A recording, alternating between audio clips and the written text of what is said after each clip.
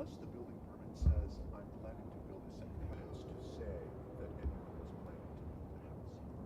But the issues kind of become bigger than that, because even to go into the Seattle Hearing Exam and raise that fee, if she doesn't pay that fee, then the Seattle Hearing Examiner will not take her case. And that fee is just too high. I mean, even to file a case in the Supreme Court is only $300. Which is a did cost for the developer. Whereas our fee is $2,800.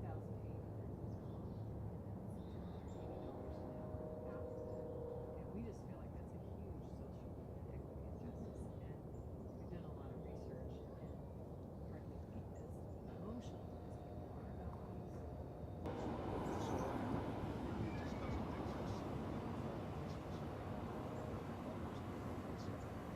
just doesn't make sense.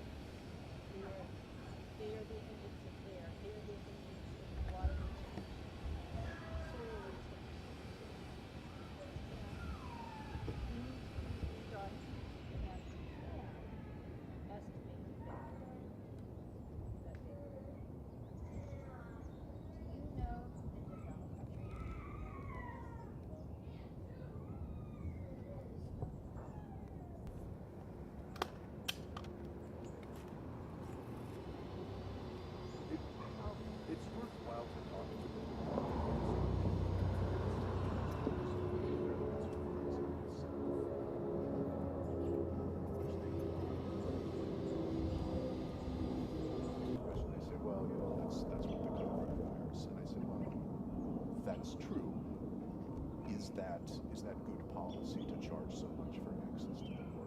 I'm not sure what the answer is now, but Because we just feel like the city staff and the director is doing what the code allows. right. It's the legislators or council members The council members could make that it make the change. But then it's the mayor that needs to say, follow the code. The code is black and white. Why aren't you guys following your own code? How can you expect? Great. Thanks. I'm still gonna stand sideways to the camera. That's okay. Just a minute. I do that Let me too. know if my shoulder. Let me know if my shoulder comes back up. I love it. Okay.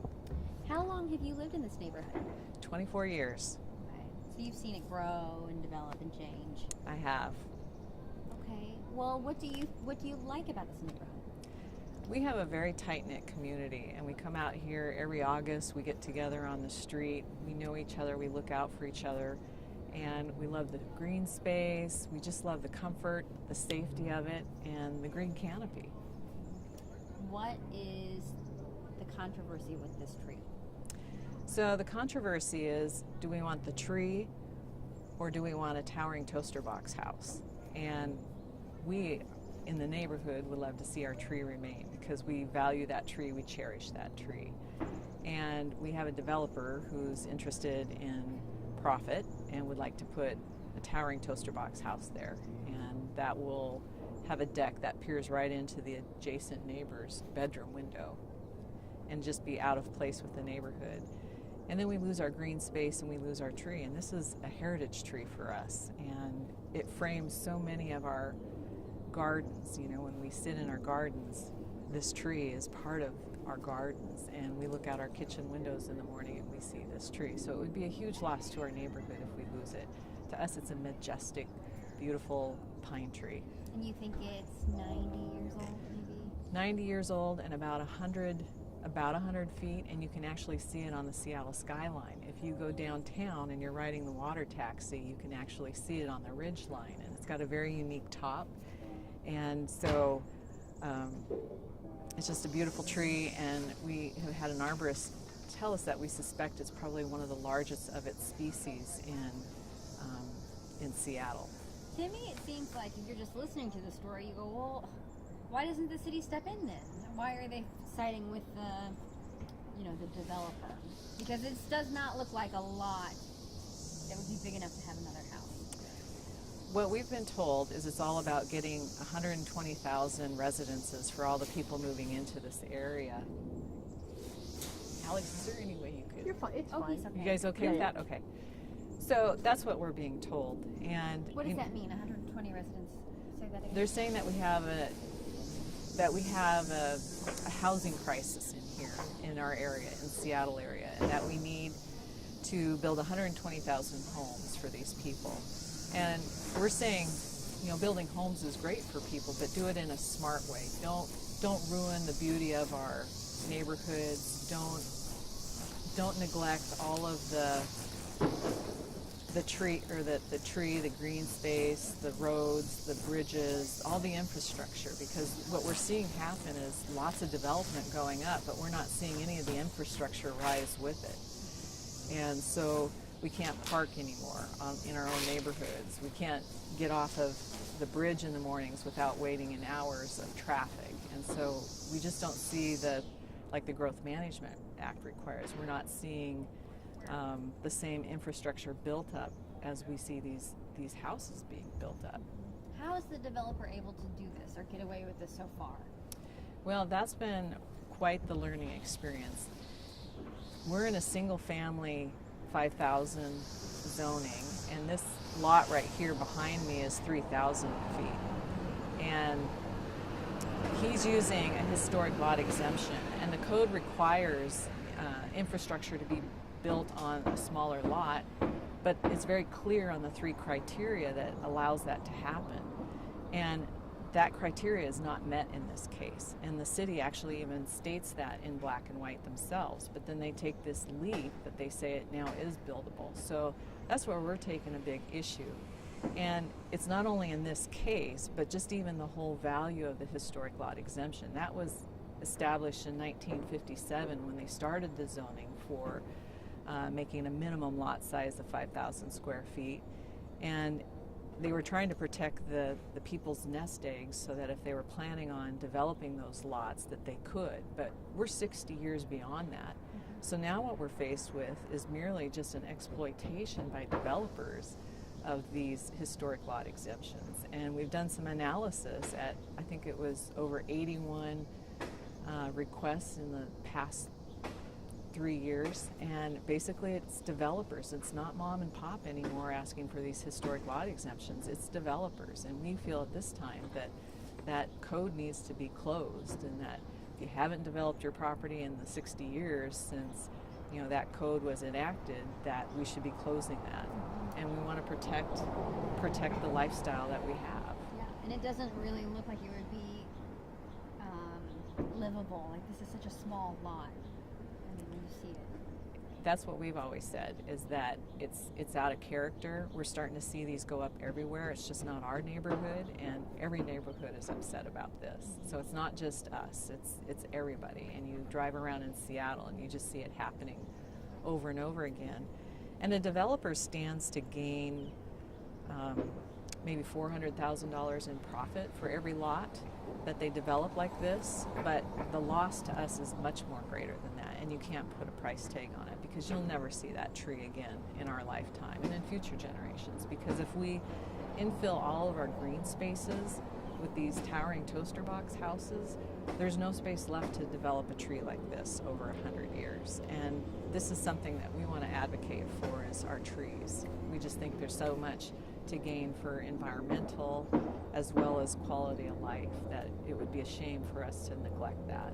You're learning all kinds of things. Not only, I mean, this started with the tree, but now it's like social injustice to you and getting through the system at city level, all kinds of things. Exactly. And so it's like the kind of questions we're asking ourselves is, why aren't impact fees being paid by these developers? Why are they just walking away with all of this profit, and there's been no impact fees paid back to the communities to go into our schools, to go into our utilities, to go into creating parking and better bus service and transportation?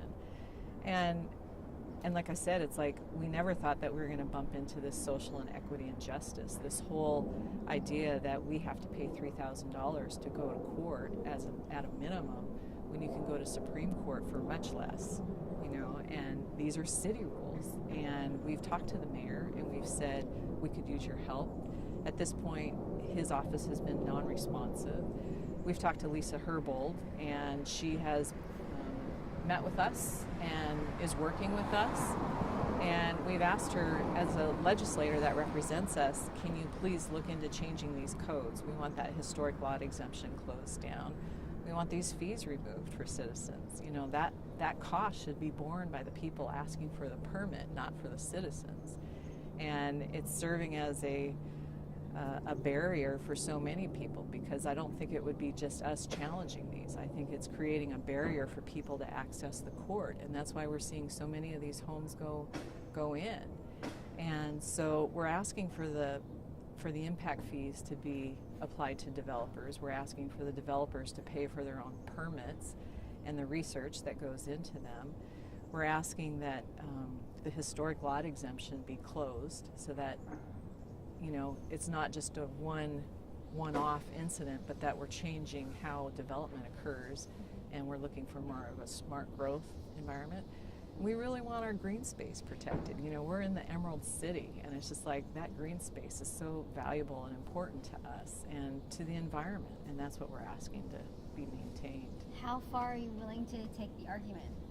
At this point, we're willing to take it all the way to the appellate court, to King County Superior Court, because we believe in this, and we think if we are successful that other people will gain from the battle that we fight. Because like I said, in the 100 or so people that I've talked to, they all share the same concern, and they're just so frustrated with what's going on in their city, but people have busy lives and they don't have time for this. And so you add a busy life together with the financial barriers, and the developers just continue to exploit the resources, the limited resources that we have.